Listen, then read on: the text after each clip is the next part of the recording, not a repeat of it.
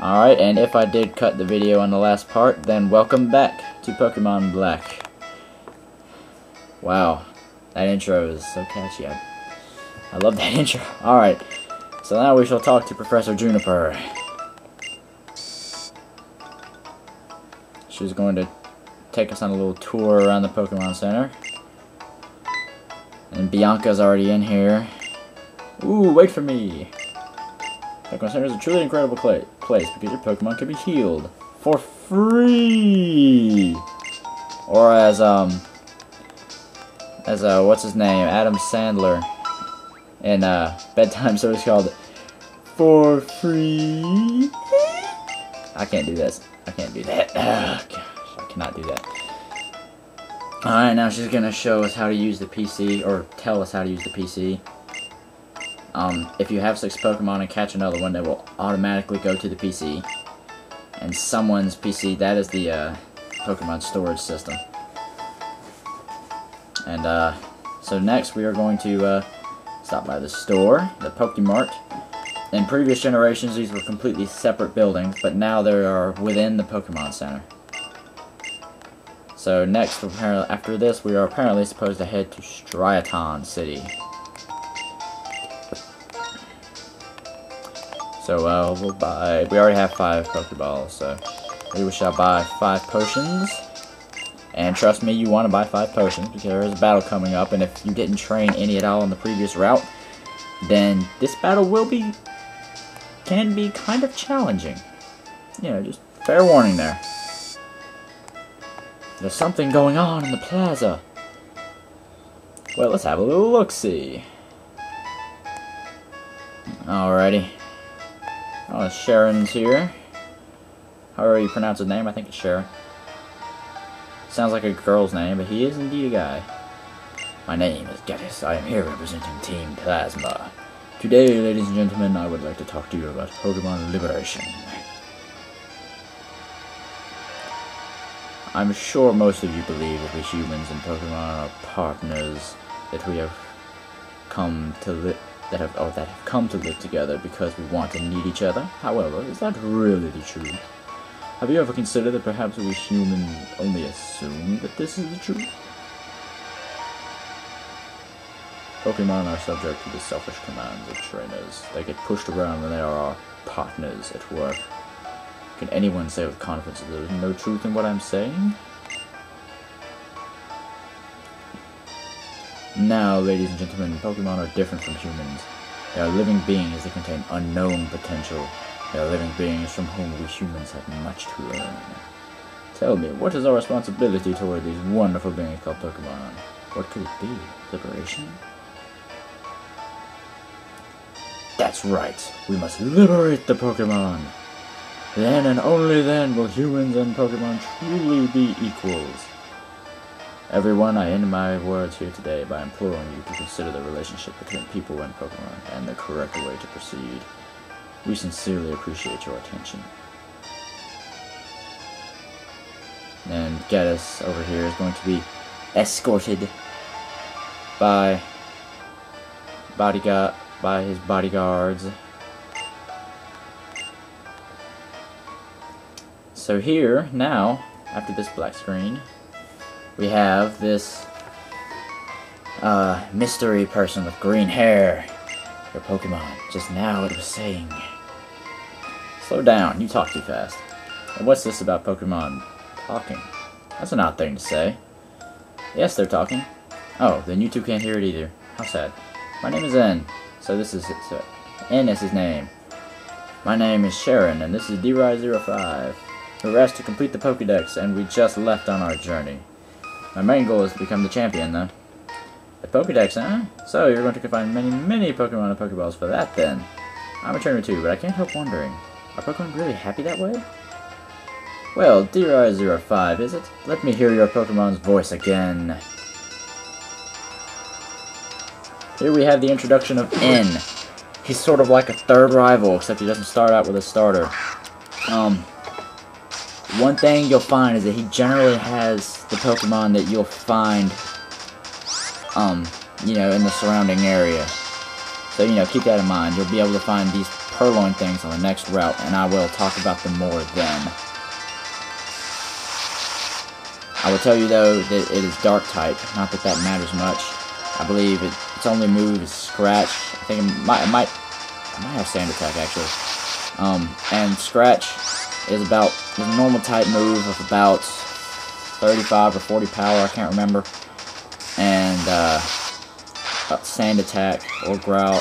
Growl will lower your attack if that's what it has. And if Sand Attack is what it has, which I can't remember which one it has, Sand Attack lowers your accuracy, and you will come to hate Sand Attack. I never expected to hear a Pokemon say such things. As long as Pokemon are confined in Pokeballs, Pokemon will never become perfect beings. I have to change the world for Pokemon because they're my friends. And with that, the mysterious N will walk away. Huh, strange guy, but I'm not going to worry about it. Strangers and Pokemon help each other out. Listen, I'm going on ahead. I want to battle the gym leader of the next town, Striaton City. I aim to battle gym leader after gym leader. Best way for a trainer to become stronger is to challenge the gym leaders in each area. And Sharon is right, and I will get into more of what gym leaders are later. I will basically tell you right now that they are like the strongest of the trainers around an area anyway. So this house I think is really cool. You can talk to these people and they'll play my instruments, which will like add some like background tracks to the music. I love this. This is awesome. And there's a few other places you can do this in. Some of them, and you can walk out. You can walk out of the place, and they'll still be playing. Once you leave the area, they'll like go in the Pokemon Center or whatever. Then you know the music will change back to normal. I think there's something in one of these houses. Yeah, Pokemon can have 4 moves at a time. Once it learns a 5th one, it will be forced to either not learn said 5th move or delete another move. Alright, so there's nothing in this house. I thought there was. By the way, I'm probably not going to be talking to everybody in the whole game, because there's really no point in that.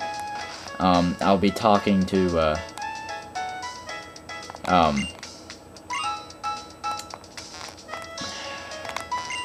know, if I think that somebody gives an item, then I'll just kind of talk to everybody in the area until I get that item. I honestly don't remember. I think this guy gives you, yeah, he gives you a Pokeball, so keep that in mind. You know, he'll give you another Pokeball. I don't think anybody else gives you anything there. Okay, this will, if you're new to the game and can't really remember, like, the Fire, Grass, Water type effectiveness triangle, then this is a good way to practice. She will always pick, so, yeah, this, that's gonna kind of sort of, remind you of that. But, generally, the internet is faster. Anyway, with that, we shall move on. I think I'm going to stop recording soon. I've gone on about 33 minutes straight now, and I'm going to split into 2 episodes. I'll probably go on to about, probably see if I can get through this route. D-Ride05, it's her mom. How are things? Are you and your Pokemon getting along, enjoying the journey safely, or so far? I needed to talk to you, so I called. I'm going to hang up at the X-Transceiver now. Or Cross-Transceiver, excuse me. D-Ride05, I finally caught up with you, and look how far you've come already. Professor Juniper said that you were probably head of Striaton City by now. I have another present for you, D-Ride05. Try these on. This is the possibly the biggest convenience in the game. In the older games, in the Game Boy and Game Boy Color, they did not have these. These are running shoes. Because apparently, you cannot run without special shoes. If you hold B, you'll be able to move twice as fast. I think it's twice. It might be like 1.5 times or something, but I don't know. So anyway, up we go. Please, I have to cut this out. I have to cut this out.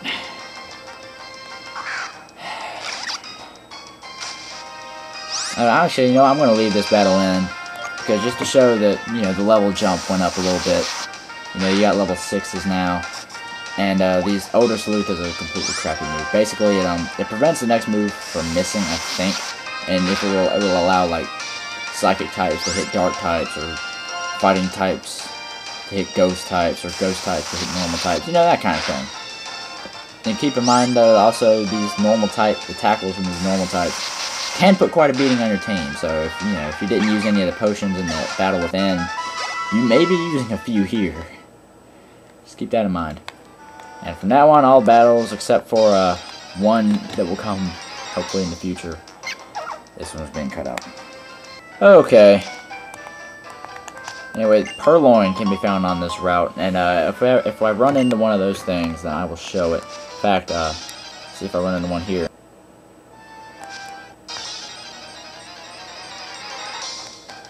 Finally, here we go. We have a purloin. Purloin is a dark type. I believe the lowest level you can catch it at here is level 4. It's quite frail. Starts out pretty weak. Its only really decent early move is the move Assist, which will pick a random move from anywhere else in your party and use it. Yeah, that could be useful in certain situations, so just keep that in mind.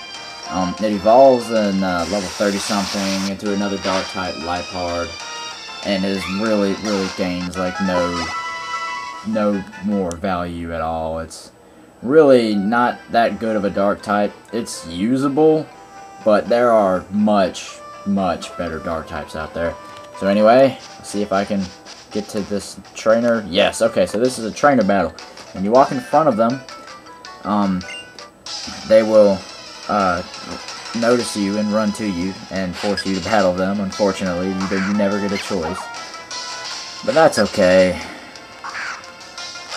Starts out with a Patrat level 7, you know. Oh yeah, one other thing, keep in mind, you cannot catch Pokemon trainers use, and you cannot run from wild Pokemon. So keep that in mind. So anyway, oh yeah, Bite is a dark type move. Unfortunately, I don't believe Purloin ever learns. If it could just learn Bite fairly early on, like it would just be so good. But instead, the two normal types have to get it. Like, just how does that make sense? That's what I want to know, is how does that make sense? Oh boy. Anyway, Oshawott gets up to level 10 now. As you can see, its stats are all pretty much balanced. Your HP is always pretty much going to be your highest stat. Just keep that in mind. Because, you know, your HP isn't... You know, your HP is the only factor in, you know, taking in and exactly how high it goes. But, you know, when you get attack and defense and such, you have the move's power and whatnot. So, I will be showing all the trainer battles. I might speed up. Well, no, I'm gonna just show them all. Might as well. Maybe go a little bit slower. I'm running in on almost 40 minutes though, so I need to hurry it up a little bit. Alright. Water gun. This is level 7 Purloin. It was about to use the move Assist there, but it fails if it's... Obviously it's going to fail if it's the only... If your Purloin is the only Pokemon in your party. So that was absolutely stupid on her part. And here we move right along. Please don't run into any wild battles. Please don't run into any wild battles. Yes, I'm going to skip that trainer for right now. I will come back to it before the end of the video though, so don't worry. I'm just going to come over here first. Here you can find a potion. Heals 20 HP. And a Pokeball, which catches Pokemon at, you know, the standard catch rate, you know, whatever. So now we will battle this guy. I believe it's, his name is Richard, I think. As you can guess, he's going to start out with a Lillipup. Oh, Roland, that's what his name is. Yeah, so of course he's going to start out with a Lillipup. Level 7. Keep in mind, watch out for Tackle. It got to boost up to 50 power in this generation versus 40 in other generations. So, you know, quite powerful, actually. But it's too stupid, and it's going to use Odor's Roost anyway, so... yeah. Really stupid. And, that, you know, it's just using, used tackle there, and actually did a decent chunk, considering we're 3 levels high, or 4 now. Anyway, its attack stats are actually fairly decent. But yeah, Oshawott, okay, Water Sport, it lowers the power of fire-type moves, but you shouldn't be struggling with fire-type moves anyway. So that move is really kind of useless.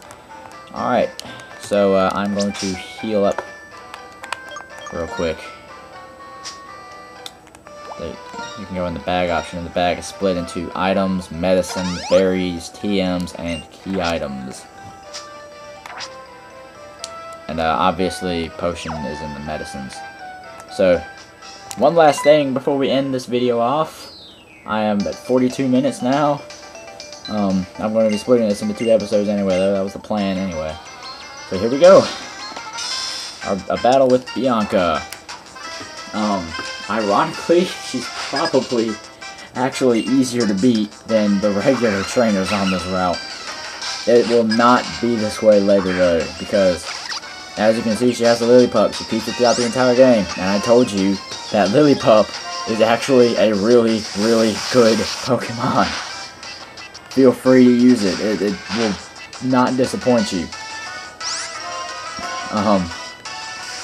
But right now it's actually lower level than the other Lillipups on this route, so... and then Tepig, I mean, you know, you should have your elemental move by now, which can maybe one-hit KO this thing. Oh yeah, one other thing I forgot to mention is that actually it's not going to one-hit KO Tepig, because Tepig is actually good in HP, which I forgot to mention in the last video. It's probably should have. I might add a little side note, like title type thing in on during editing.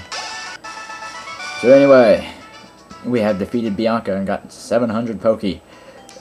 So, she's going to work hard trying to Pokemon so she doesn't lose anymore, and for some reason decides to go backwards, even though the next city is right up here, as you can tell by the pathway. I don't know how well you can see it.